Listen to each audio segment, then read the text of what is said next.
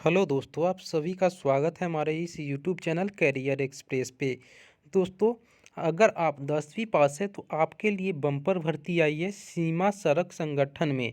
तो यहाँ पे वेरियस पोस्ट के लिए ये वैकेंसी निकाली गई है, जिसका हम लोग संपूर्ण जानकारी इस वीडियो में जानेंगे कि इसकी एलिजिबिलिटी क्या है, एज लिमिट क्या होगी और फॉर्म कैसे फिलअप करेंगे, सिलेबस क्या है और एग्ज़ाम पैटर्न क्या है, कौन कौन से एग्ज़ाम आपको पास करने होंगे, फॉर्म को कैसे भरेंगे, सारी जानकारी इस वीडियो में हम लोग जानेंगे।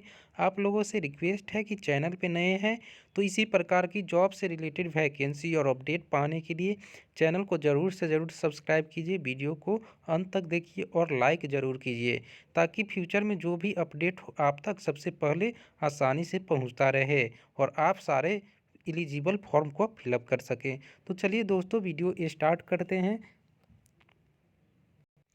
दोस्तों, सबसे पहले आप लोग अपने मोबाइल में सर्च कीजिएगा BRO.gov.in, जिसका लिंक डिस्क्रिप्शन में दे दिया गया है। आप यहाँ ऑफिशियल वेबसाइट पे पहुँच जाइएगा, बॉर्डर रोड ऑर्गेनाइजेशन की, यानी कि सीमा सड़क संगठन की। आप नीचे स्क्रॉल कीजिएगा, तो व्हाट्स न्यू में यानी कि नोटिफिकेशन वाले सेक्शन में आपको यहाँ मिल जाएगा publication of vacancies for recruitment against इतना।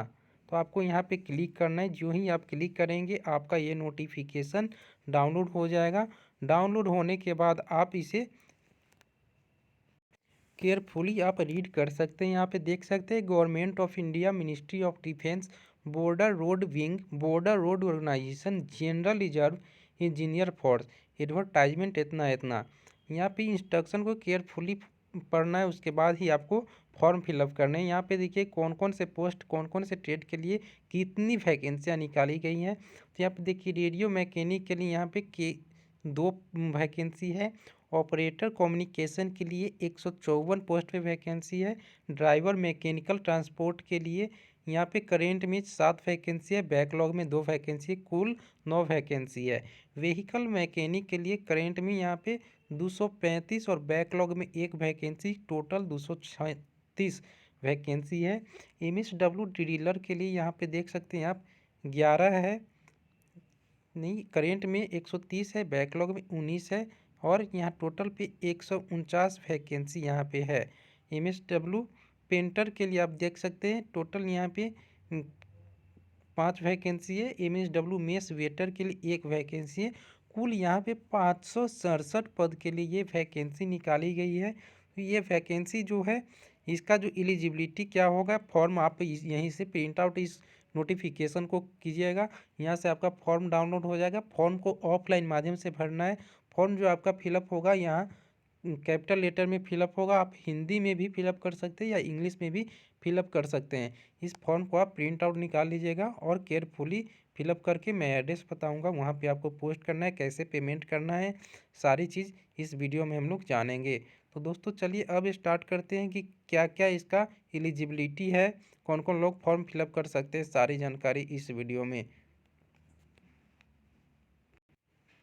एज लिमिट की बात करें तो रेडियो मैकेनिक के लिए 18 से 27 साल होनी चाहिए और जो लोग पहले से ही गवर्नमेंट सर्वेंट है तो जनरल के लिए 40 साल चाहिए और जो ओबीसी कैंडिडेट है उसके लिए 45 साल चाहिए। यहाँ पे देखिए ऑपरेटर कम्युनिकेशन के लिए 18 से 27 साल चाहिए, ड्राइवर मैकेनिकल के लिए 18 से 27 साल चाहिए, व्हीकल मैकेनिक के लिए 18 से 27 साल चाहिए, मल्टी स्किल्ड वर्कर ड्रिलर के लिए 18 से 25 वर्ष चाहिए, मल्टी स्किल्ड वर्कर मेसोन के लिए 18 से 25 वर्ष चाहिए, मल्टी स्किल्ड वर्कर पेंटर के लिए 18 से 25 वर्ष चाहिए, multi skilled worker mess waiter के लिए 18 से 25 वर्ष चाहिए। यहाँ पे आपको एज रिलैक्सेशन भी मिल जाता है, जैसा कि आपको पता होगा SC ST है तो 5 साल का और अदर बैकवर्ड क्लास है तो 3 साल का। यहाँ पे आपको भुगतान भी करने हैं 50 रुपये के, अगर आप जनरल हैं या अदर बैकवर्ड वाले हैं। SC ST को कोई भी पैसे यहाँ पे पेमेंट नहीं करने हैं। यहाँ पे लिंक प्रोवाइड किया गया है, आप इसको इस लिंक के माध्यम से पेमेंट कर सकते हैं ऑनलाइन ही 50 रुपये का। यहाँ पे एक बात ध्यान रखिएगा कि अगर आप मल्टीपल पोस्ट के लिए आवेदन कर रहे हैं तो कर सकते हैं, लेकिन ध्यान रखिएगा एक ही पोस्ट के लिए 2 आवेदन नहीं कर सकते हैं।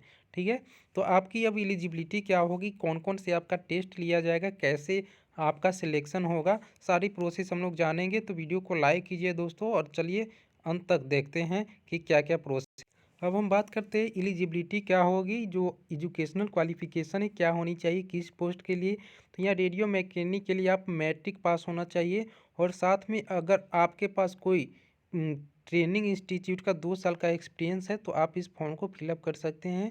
और साथ में ट्रेड सर्टिफिकेट भी यहाँ पे लगाना है अगर आपके पास है तो। ऑपरेटर कम्युनिकेशन के लिए आप यहाँ पे मैट्रिक पास मांगा गया है। और यहाँ पे देखिए रेडियो मैकेनिक सर्टिफिकेट भी मांगा गया है किसी भी इंडस्ट्रियल ट्रेनिंग इंस्टीट्यूट से, यानी कि ITI से। और साथ में यहाँ पे देखिए ड्राइवर मैकेनिक ट्रांसपोर्ट के लिए मैट्रिक मांगा गया है। और साथ में आपको हेवी मोटर व्हीकल का ड्राइविंग लाइसेंस होना चाहिए। व्हीकल मैकेनिक के लिए मैट्रिक पास होना चाहिए, और सर्टिफिकेट होना चाहिए मैकेनिक इन मोटर या व्हीकल डीजल हीट या इंजन, यानी कि आपके पास ITI का डिग्री भी मैकेनिक का होना चाहिए। और साथ में यहाँ पे देख सकते हैं मैकेनिक इंटरनल कंबशन या इंजन या ट्रैक्टर इंडस्ट्रियल ट्रेनिंग ITI से आपको प्राप्त होना चाहिए मैकेनिक का डिग्री। और मल्टी स्किल वर्कर ड्रिलर के लिए भी यहाँ पे मैट्रिक पास होना चाहिए। और यहाँ पे आपको प्रोफिशिएंसी टेस्ट में देना होगा, जिसमें ट्रेड टेस्ट लिया जाएगा, वो भी आपको पास करना अनिवार्य होगा। यहाँ पे मल्टी स्किल वर्कर मैसन के लिए भी मैट्रिक पास चाहिए। और यहाँ पे देखिए सर्टिफिकेट ऑफ बिल्डिंग कंस्ट्रक्शन या bricks mason from industrial training institute या इंडस्ट्रियल ट्रेड सर्टिफिकेट होना चाहिए आपके पास। और साथ में यहाँ पे देख सकते हैं मल्टी स्किल वर्कर या पेंटर के लिए मैट्रिक पास होना चाहिए। किसी भी ITI से आपको पेंटर का सर्टिफिकेट होना चाहिए। और साथ में यहाँ पे देख सकते हैं और में लगा हुआ है 2 past class 2 course for painting edge layer down in defence service regulation, यानी कि बस आप ITI किए हुए पेंटर का सर्टिफिकेट तो आप इस फॉर्म को फिलअप कर सकते हैं, और 10th पास होना चाहिए। मल्टी स्किल वर्कर में इसके लिए मैट्रिक पास होना चाहिए। और यहाँ पे देखिए should qualify in proficiency test in trade to be conducted by border organisation. आपको यहाँ पे ट्रेड टेस्ट देना होगा मल्टी स्किल वर्कर मेस के लिए, जो आपको पास करना होगा। यहाँ पे देखिए आगे है, यहाँ पे सिलेबस दिया हुआ है, सिलेबस को आप केयरफुली रीड कर लीजिएगा सारे नोटिफिकेशन को फॉर्म फिलअप करने से पहले। यहाँ पे आपके कुछ फिजिकल रिक्वायरमेंट हैं। वेस्टर्न हिमालय रीजन से तो आपका मिनिमम हाइट 158 सेंटीमीटर होना चाहिए, चेस्ट 75 सेंटीमीटर का होना चाहिए, और एक्सपैंड करके 5 सेंटीमीटर आपका ये जो है चेस्ट एक्सपैंड होना चाहिए।